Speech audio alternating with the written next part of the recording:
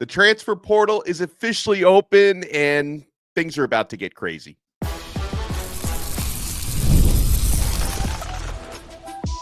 You are Locked On Canes, your daily podcast on the Miami Hurricanes, part of the Locked On Podcast Network, your team every day.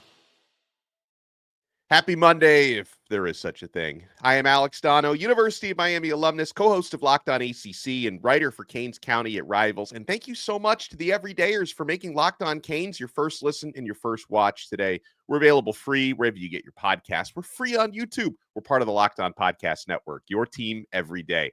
Today's episode is brought to you by FanDuel. You can start the season with a big return because new customers can place a $5 bet and you'll get started with $150 in bonus bets if you win your first $5 bet. Visit FanDuel.com to get started. On this loaded episode of Locked On Canes, we'll talk about the Pop Tart Bowl. We'll rant again about how stupid the bowl selection process is. But still, it's a final chance for us to watch our Canes and possibly Cam Ward this season because he's weighing his options to play in the bowl game or not to play in the bowl game.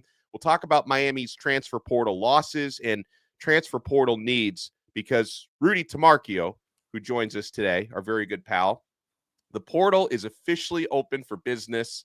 Mario Cristobal made it very clear at his National Signing Day press conference last week that Miami is still going to be shopping for the second National Signing Day coming up in February, and they're going to be shopping in the transfer portal. So are you buckled up and ready for a crazy few weeks?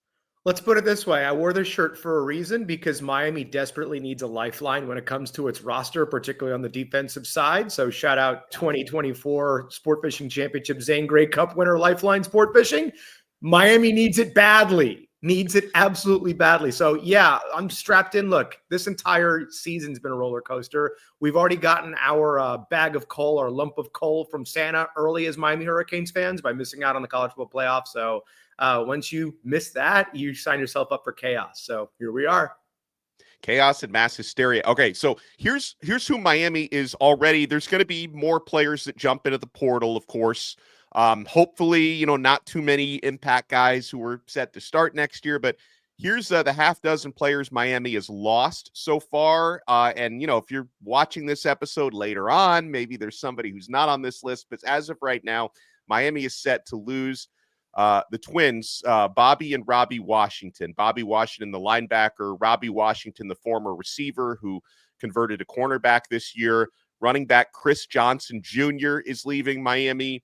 Backup quarterback Reese Poffenbarger is on his way to the transfer portal. Interior offensive lineman Antonio Tripp.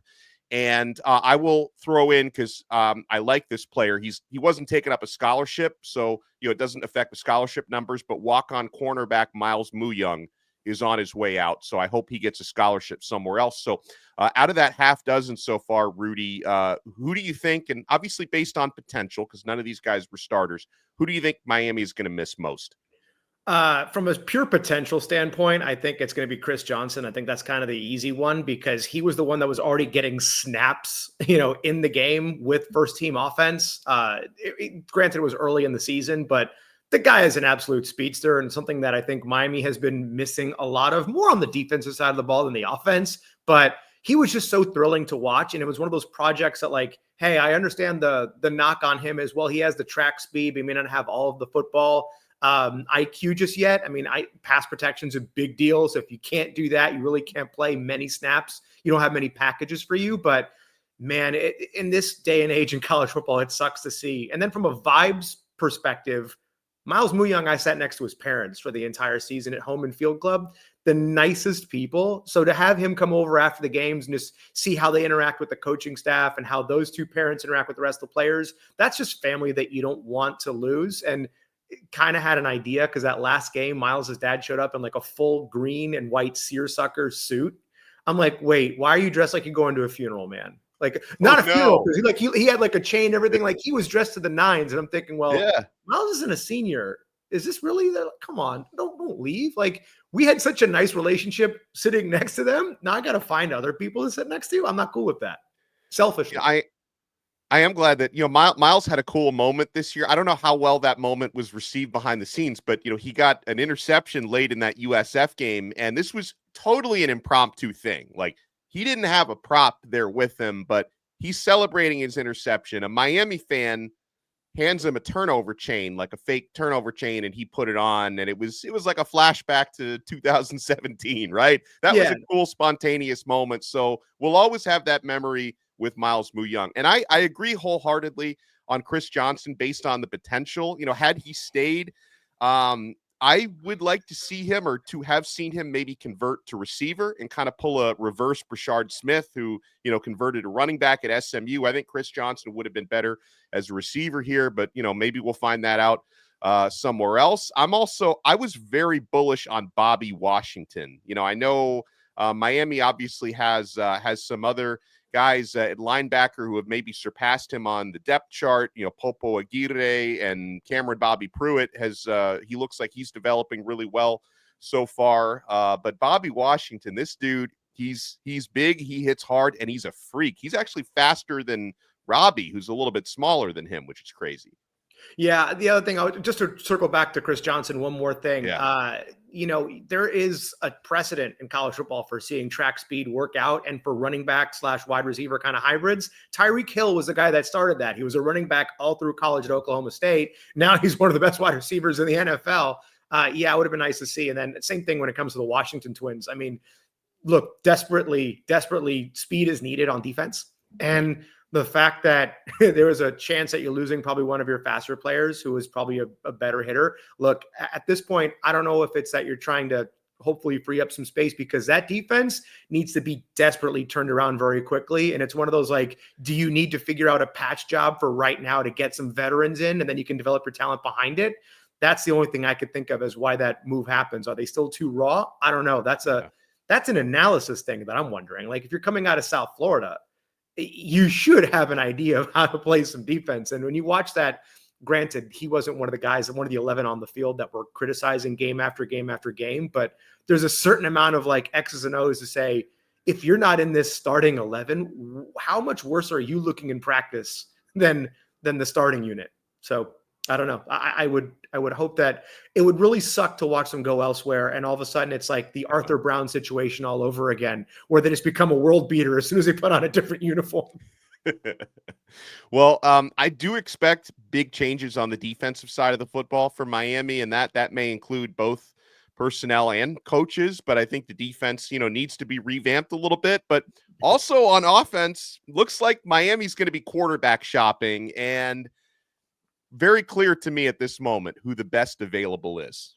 And I want the Hurricanes to go out and get him. We'll tell you who that is and what the situation might look like when we come back. My friends, you want to keep it locked right here. We got our guy, Rudy Tomarchio, with us, who, by the way, is a former Sebastian the Ibis. I want to ask him about that, the Ibis hitting on the Syracuse report. Now, that wasn't Rudy in the suit, but I'm curious to know how that situation, how a mascot can get himself in a precarious spot like that. You guys want to keep it locked right here. We're only getting started on this brand new episode of Locked On Canes.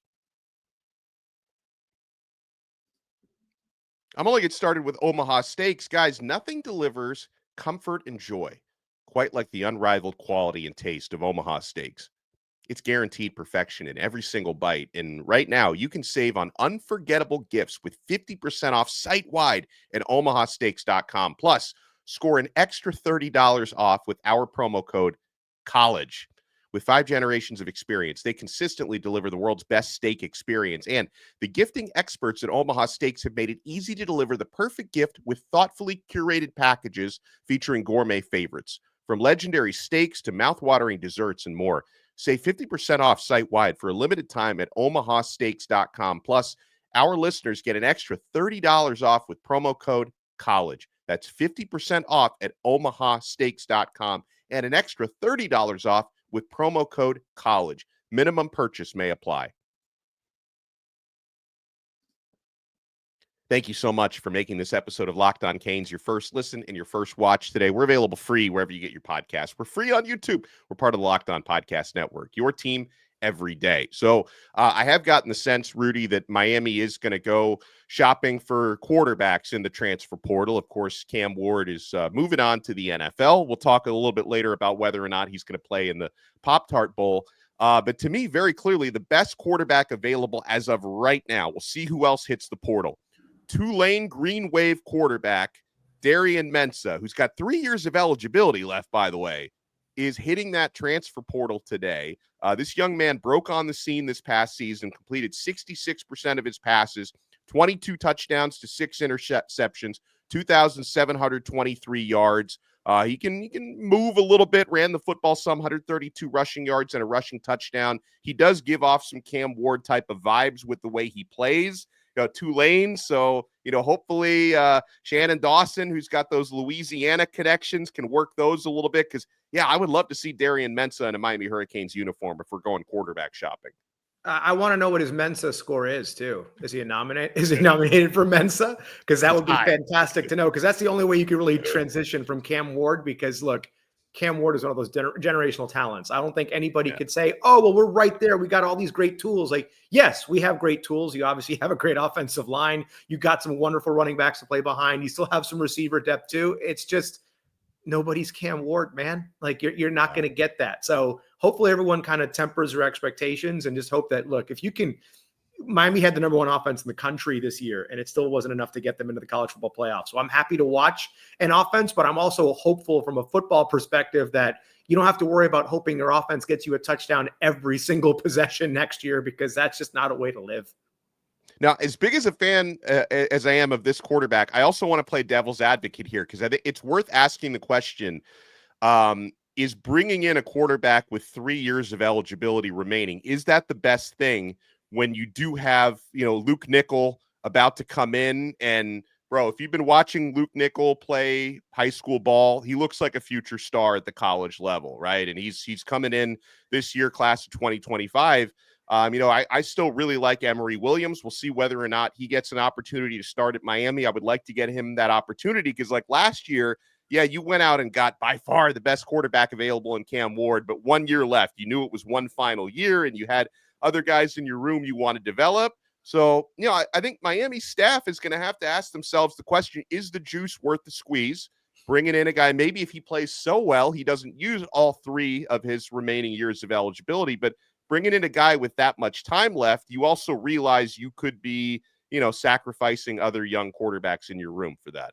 Yeah, this is kind of a larger discussion to have too, in terms of what the transfer portal has done with developing talent. It's almost like you have to come up with another developmental system where you could commit to Miami, but you're still going to go somewhere else for a couple of years. Go alone. Yeah. Yeah. It kind of feels that way, right? Because at this point, you're always getting a transfer in. And look, it's not just a Miami case. Miami has happened to win the quarterback lottery last year with Cam Ward, but look at some of the successful, programs over the past couple of years, with the exception of Alabama.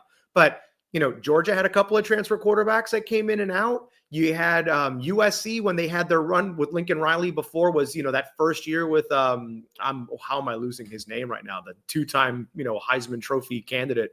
Caleb Williams? Yes, Caleb Williams. Oklahoma had some success when Jalen Hurts went over that way. Ohio State's had a bunch of transfer quarterbacks the past few years. So, this is the way it's going. But at the same time, you have to be able to develop your own quarterback talent, right? You can't expect to hit the portal every single year to get a quarterback. So if it's a negotiated thing of you're going to get your 1 year and you're done, okay, I get that. But at the same time, you got to see your own homegrown talent kind of shine. And look, Emory is different as that offense looked a year ago when he was playing, and they played to not lose those games, really heavy leaning on the run game.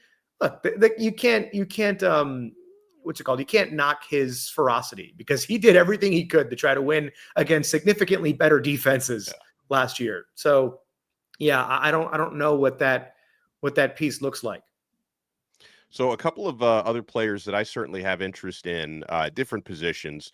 LSU's got a bunch of guys hitting the transfer portal, including wide receiver CJ Daniels. I think he could be a top line addition for Miami or for any other team. I don't think Miami needs to go and grab a ton of wideouts, because, you are getting Isaiah Horton back. I think Sam Brown is going to be back, and you're going to have obviously these young guys that we all want to see play, like JoJo Trader and Nye Carr. And I think Joshua Moore and Malachi Toney could do some damage as true freshmen as well. So you got some guys there, but an opportunity to get a guy like CJ Daniels, Rudy. I mean, you could maybe bring in, someone who could have that Charleston Rambo type of impact from a few years ago. Yeah, and you can also earmark a couple of portal, acquisitions for next year too, because I don't think I see Brian Kelly doing anything different in Baton Rouge. So let's just say Yeah. DJ Pickett hits the portal next year and comes to Miami and Woo. says, "Hey, my bad. I'm really sorry. I don't know what I was seeing over here, but I'd rather just be close to home than having to deal with Brian Kelly for multiple years." Yeah, we all know Miami's going to need defensive backs in the portal. There's no secret the safety that we want and a lot of teams are going to want is Dylan Thieneman from Purdue, who looks like the best available safety in the transfer portal. That guy could be, I'm not going to say a program changer, maybe. Usually don't say that about safeties, but he's definitely a defense changer if you can get Thieneman. And there's some cornerbacks available as well that I've seen Miami linked to by the guys on 24/7. Gabby Urrutia says, watch out for Chasen Johnson from UCF, who grew into a starting role as a true freshman late in the year. Arkansas's got a cornerback, Jalen Braxton, who's hit the portal. So defensive back, Rudy, probably defensive back and maybe defensive tackle as well are probably Miami's biggest needs in the portal. Oh, I can hear Bruce tomorrow already saying defensive tackles, baby. Yeah. But I'll counter the argument though. I think a really, really good safety will absolutely turn around a defense. Because if you want to, we could look at it both ways, right? We could look at this as just Miami historically, even like the not so great Miami teams that had like the early slides, like Antrell Roll, for example, was a fantastic safety that anchored a defense with a fantastic front seven. But like your Ed Reeds, your Sean Taylors, you want to go to other schools and look at like the Honey Badger, for example, over at LSU. Like a safety is a huge deal if you can have somebody that can play both the run and the pass. And something that was, I know middle linebackers get a lot of the attention. There is something missing in that communication that a good safety in the secondary should help in terms of making that work. We already have a couple of decent pieces when it comes to cornerbacks, so like OJ Frederick, and you didn't really get to see Damari Brown this year, given what happened to him injury-wise. So hopefully that's an improvement for next season. But an anchoring safety would be, look, it's on my wish list, so you don't want to miss that opportunity to get the Purdue, don't miss out on that, guys. What we're looking at now with Dylan Thieneman. So I had gotten my hopes up last night, and it may still play out this way because this social media video came out of Cam Ward on a video call with Shedeur Sanders, and they're talking about their bowl games, and Cam Ward very clearly mentions on this video, I got to prepare for the Pop Tarts Bowl. And Miami is going to become the best thing that ever happened to the Pop Tarts Bowl. He's bragging about his offensive linemen. I got the trench babies. He said he and Shedeur are going back and forth about their O-linemen. So, a lot of people, myself included, we saw that video and we assumed there's the confirmation. Cam Ward is playing in the Pop Tarts Bowl. And he might, folks, But credit to the people at Kane Sport who reached out to Ward's father, Calvin Ward, who's a great guy. Calvin is a really good dude, and he's really good with the media.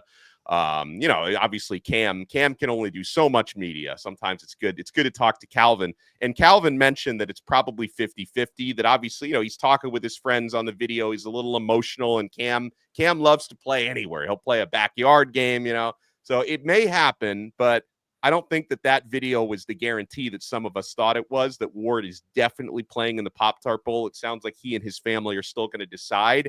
Now, I have gone on record, Rudy, and I'll double down on it. I would love to see Ward for the final time in a Miami uniform. I understand the risks. It's his decision to make. I will not hold it against him if he ultimately decides not to play.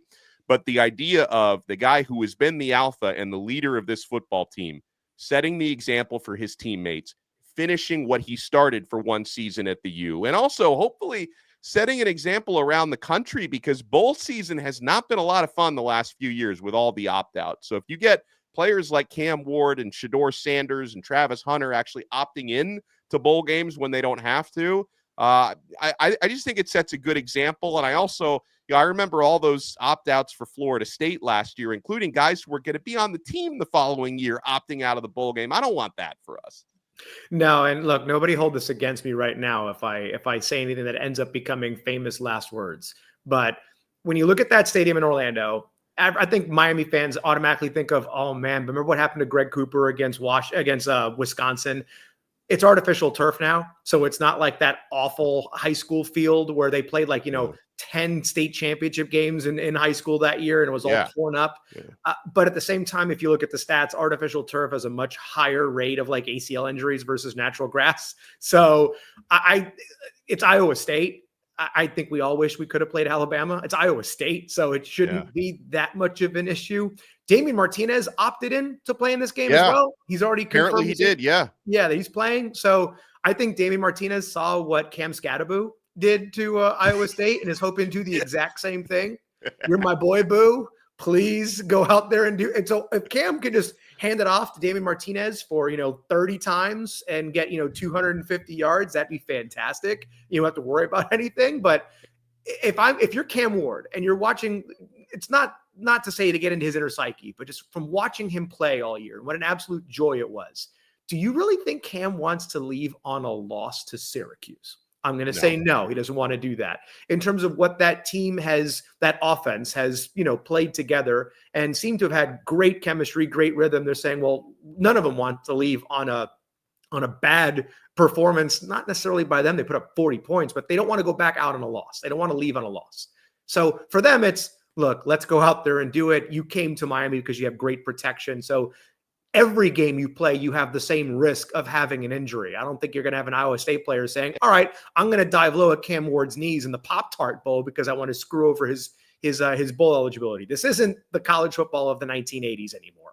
So selfishly, I would love to have him play because I think it gives Miami a much better chance of winning that game. Right. In terms of his professional, career, I can see both reasons as to why he would play and not play, but hopefully he plays a half. They're up by 50 and you could put an Emory Williams at halftime.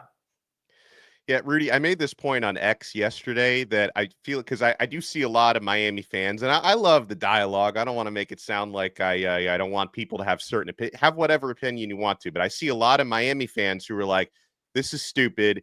He should opt out. I hope all the other draft guys opt out because we want to see the kids. We want to see the young players go out there and get a chance. But a lot of the same people who are saying that now in early December, I want to see all the young kids play. A lot of those same X accounts, if Miami's backups lose to Iowa State starters on the 28th, a lot of those same accounts, you know who you are, will be saying, Mario's terrible. How did we lose another bowl game? This is ridiculous. We lost to Iowa State. I saw a lot of that after Rutgers last year. They keep saying it about Rutgers last year. Yeah. Exactly. And that was, second and third string guys. Absolutely. Yeah. So I mean, pick a lane. So if you're fully into the idea of you want to see all of Miami's young guys, second and third stringers, freshmen, if you want to see all the kids play on the 28th, make sure to keep that same energy. And if, in all likelihood, you probably lose because Iowa State's not going to have any opt-outs. You probably lose to Iowa State starters, and don't complain about it. Be happy you saw the kids play. I wonder if Rocco Becht, I think he's going to play, but I wonder what his status is because he got kind of banged up at the end of that game against Arizona State. The championship game, yeah. Exactly. Granted, it's a lot of time to prepare. I mean, it's the 28th of December, so you have time to get better. Same thing with like Georgia's quarterback situation. What's that going to look like when the College World Playoff hits? Because they're a little banged up right now, but they still won the game, which is what matters. The going back to like the whole fan, both sides takes, or talking out of both sides of their mouth or both sides of another anatomical body part that I cannot say on YouTube with this program. Yeah, pick what you want to see and understand that the bowl game is kind of a vacuum. It would be really nice to see everybody play together one more time because I really do think that momentum matters in college football, not so much in a game sense, but also look, Miami's last bowl game was in that stadium against West Virginia, 2016 season. That set up 2017. Miami didn't have that this past year, losing to Rutgers at Yankee Stadium, but they had a bunch of portal additions. There's something to be said about having a positive note to go into your offseason and hopefully deal with some talent. But if everybody opts out, at the same time, it's like the slate is kind of wiped clean. I don't think it affects anybody negatively. Like recruits don't say, oh, well, you lost your bowl games. Like, yeah, but half your team didn't play either. Yeah. Well, some thoughts on the whole bowl process that I want to get to, because again, so many fans are complaining, like, how come it's not Miami versus Bama, or at least Miami versus Colorado? I hate the bowl selection system. You want to keep it locked right here. We're not done yet on this brand new episode of Locked On Canes. you can get all the action you want at FanDuel.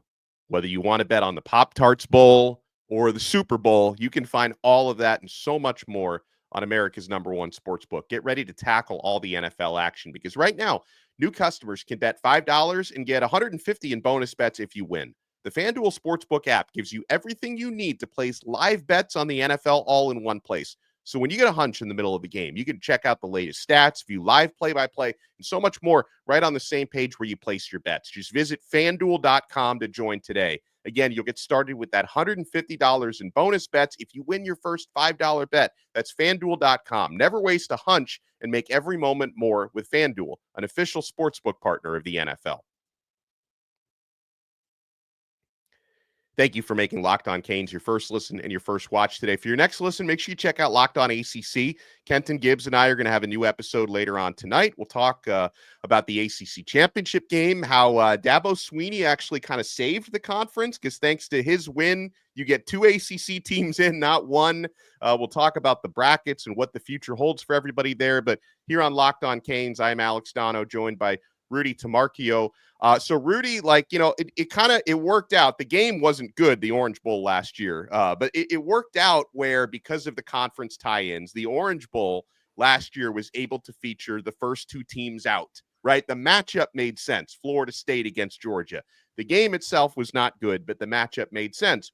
Unfortunately, we couldn't make a matchup like that this year because of these stupid conference tie-ins, how the Pop Tarts Bowl has a tie-in with the ACC and the Big 12. They can't select SEC teams because, honestly, the matchup outside of the CFP that would make the most sense to make would be the first 2 teams out, Alabama versus Miami. It makes too much sense. But because the Pop-Tart Bowl is able to select the highest-rated non-CFP ACC team and the second highest-rated non-CFP Big 12 team, the matchup we get is Miami versus Iowa State. We don't get to see Miami versus Bama. I think the system is stupid. I think we should be able to make the best possible matchups in these bowl games. Yeah, and you're not looking at something that's going to affect the entire bowl ecosystem either. You're talking about the one game with the first 2 teams that are left out to make a better matchup for that one bowl game. So that bowl committee that happens to be lucky enough that year to be that, not important enough to be the college football playoff, but good enough to get the first picks after the playoff bracket is announced, I think that needs to be done. But let's look at how antiquated and how outdated this bowl selection system is. Prime example, the Alamo Bowl has BYU playing Colorado. Those are 2 teams in the same conference. You have a conference game at a neutral site. And why is that? Because the Alamo Bowl's selection process still has ties to the Pac-12, or now the Tupac, for this one season. So they don't have enough teams to fill their selections. So they said, okay, cool. We'll just take 2 Big 12 teams and play against each other. That's how outdated this whole system is. Make the best matchup because that's what's compelling. What's going to get people to travel? What's going to get people to tune in and watch? I mean, look, we're Miami fans. We love to suffer regardless of whether Cam Ward is playing or not. I'll have it on TV. I'm sorry. I'm not making the trek up to Orlando to go watch that game. But I'll obviously watch it on TV. If you want people to go, if it was Bama, how many Miami fans would be saying, we're going to go watch Miami play? And then also ESPN probably wouldn't want to have that matchup anyway, because if Miami beats the brakes off of Bama somehow because it's the down year for them, now you're making more arguments for why the college football playoff system is not so great. I'm not going to argue that Miami deserved to be in. I think we had to beat Syracuse. I know we had 2 losses, but look, you had your chance. You crapped the bed in that situation. But at least it makes the ACC look a little bit better of saying there's parity in every other conference, and the SEC on its downest of down years since 2008 shouldn't have had the same discretion as every other conference in college football. We already know what the rankings are going to look like next year. The top 25 will have 10 Big 10 teams and 10 SEC teams. There'll be 1 ACC team, and then there'll be Notre Dame and one group of 5, like a Boise, maybe Army to be nice. But yeah, it's just a self-serving system, and the bowls are an extension of how outdated the rest of the systems of college football is. Yeah, outdated is the right word for it. We appreciate your time as always, Rudy Tomarchio. Oh, Rudy, before we let you go, I got to ask you, because Sebastian the Ibis, I'm sure whatever he did in that Syracuse game was probably playful, And of course, the Syracuse reporter, blew it out of proportion by, accusing Sebastian of hitting on her. I don't even know how that happens when you're wearing a mascot suit. It went viral. People were trolling Miami. I mean, how do you think that situation played out? Well, they hard launched Gertrude afterwards with a new head and like eyelashes and everything. So I'm wondering if there's like some little PR play here where they're taking like a Kardashian model and just said, hey, we want you to do this. So then we could hard launch Gertrude afterwards. Everyone complaining about the name. That's been her name since the 50s. Sebastian's always been a playboy. Current Sebastians, not our significant others. Relax. Right. But no, I did a little bit of digging about this when I first, because, as a former Sebastian, I get everybody's messages when something happens with the Ibis. They're like, well, what's this all about? Went, oh boy. Okay, let's go into like crisis PR mode here. Let's reach out. Yeah. Have you guys seen this? What's going on? Go talk to the cheer coach. You were probably next to them the entire time at the Dome. Does any of this track? They don't talk in costume. They always do like a connect. Yeah. Right. Like, hey, what's up? Hey, you like my gun? Like all sorts of dumb things, but you literally do that with every single person you encounter. So for a Syracuse reporter to come up and think like, oh, Sebastian's hitting on me, like Otto's nose squeaks. You don't think when you walk by and he squeaks his nose at you, he's flirting with you? Okay. It's just a shtick. It's a character thing. I wasn't there, obviously, so I couldn't tell you if the guy was talking through the costume. Yeah, it's probably a little suspect, but you had a true freshman probably in costume because the poor guys got in trouble from the Florida State game, so they didn't have veterans going around. I think if you look at this if you look at this whole situation, I want to blame any negative press on Sebastian on one man and one man only. His name is Sean Eichhorst. He's been gone for over a decade, but he fired the SWA without any real cause or any real problems going on. What's an SWA? Senior Women's Administrator. Okay. When I was there, Connie Nickel was Sebastian's boss. She was the senior women's administrator for the athletic department. She was basically like the third in charge of athletics. So it was like Paul D at that time, or, Kirby Hocutt.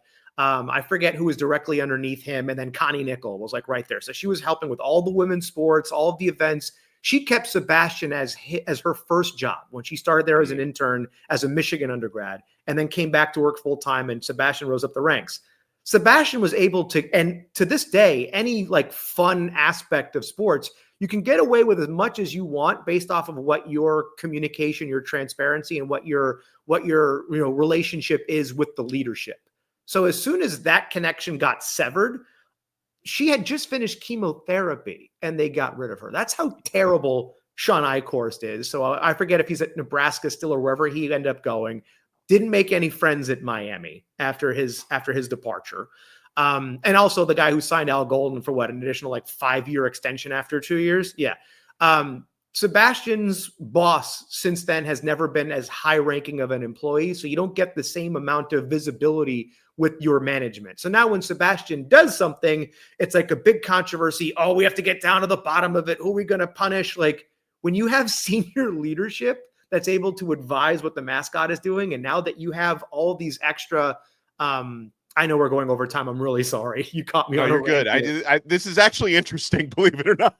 Now that you have all of these extra, what's the word I'm looking for? You have more investment, but you have more resources that are dedicated to Sebastian. He has a social media team. He has a video budget. Like he can do all these cool things. He goes out and collaborates with different mascots and sponsors and makes skits that are all like really cool on video. Like he's a big part of what your machine looks like now. So you should have as much communication, as much transparency with your, powers that be as you can, because Sebastian is synonymous with Miami as a university and as an athletics program. So you want to avoid things like this happening, give him some resources, give him some, people to work around. There's usually a guy following Sebastian at all times. So if something looks a little weird with a reporter, you have someone to help diffuse a situation. That's why this seems so far-fetched from the beginning and going, well, there's no way that Sebastian got enough FaceTime with this reporter to go do that. And also the one thing I didn't really look into too much, was this a student reporter for Syracuse, or is this like Syracuse? I believe it was a student. It appeared to be from the article I read that it was a student report. I mean, I thought I thought she was making a joke. I thought about, oh, I got hit on by Sebastian and they lost the game, and then it got blown out of proportion. Like I don't know. I don't want to speak for her, obviously, but it didn't seem to be something she was all that troubled by. It seemed like she was making light of it, and then it turned into a bigger thing than it probably should have been. That's exactly what happened, because I'm sure it's got to be the same shtick that's happening. Like, hey, can I get your number? Hey, let's look at the scoreboard, because he probably was like, hey, It's 21-0. You want to come back to Miami? I'm sure this dome isn't too nice, but they're not talking to you. It's literally all gestures and mannerisms. Maybe you like find something like, hey, I got you something. And then you like go on to the next person. Hey, I got you something. You do it to like the security staff. And if you watch the game, he was always like just to the little screen right. So like, to the right of like the upright whenever they were kicking like extra points and field goals and stuff. So I don't know how much time you have to hit on a reporter from another school when you're watching your team go up and down the sideline. So definitely a little blown out of proportion. But at the same time, if you want to avoid the media circus, give them some better resources, because, even the SEC schools treat their mascots like they're, royalty in terms of assets, visibility, and communication. Like you go to Auburn, you go to Tennessee, Alabama, LSU, all of those guys, they understand what that looks like. And it's just kind of a fumble from Miami. You have every asset you want in John Ruth. He's the executive director of the Sports Hall of Fame. He's the most famous Sebastian of all time. He created the list of everything that Sebastian and any other mascot can't do, because he did it all in the 80s and early 90s. So if you have any questions, just go to John. He's right there. He's, you don't even have to leave the het to go into that building. So I think Sebastian's innocent. Free Sebastian. I'm glad they were able to hard launch Gertrude out of it. And, hopefully they have a wonderful life together. Gertrude is the real victim here, because her husband's getting all this bad press. I don't feel like either of them deserve that. I think they're in a relationship for like 50 something years. I don't think they ever tied the knot, well, you know what? Maybe that's the next big event, because, John made the Maniac wedding. John Ruth and J-Ro Keach made the mascot wedding the coolest thing in college baseball. Maybe Sebastian needs to lock that down, because now they're calling her Gigi. I'm like, oh, okay. Well, we know what happens. She might get on the market too. We'll find out. As long as they don't become like an Albert and Alberta situation where they're always walking together as a couple. I think that's the lamest thing around. Like, the joke with Gertrude back in the day was that she would have a purse. I didn't see a purse in that hard launch, by the way. And Sebastian would always like go mess with everybody, and Gertrude would come back and just whack him with the purse. Like, don't talk to that security person. Come hang out with me. Gertrude was like the original, like, what have you done for me lately mascot. So I love it. Well, we covered a lot of ground today. Make sure you follow Rudy at Rudy Tomarchio on X. Make sure you follow us at Locked On Canes. This is the most you will ever learn about mascots. We had it right here for you, and we will talk to you again tomorrow. The truth teller is ready to vent again. Bruce Warner is going to be with us tomorrow on another episode of Locked On Canes. We are part of the awesome Locked On Podcast Network. Your team every day.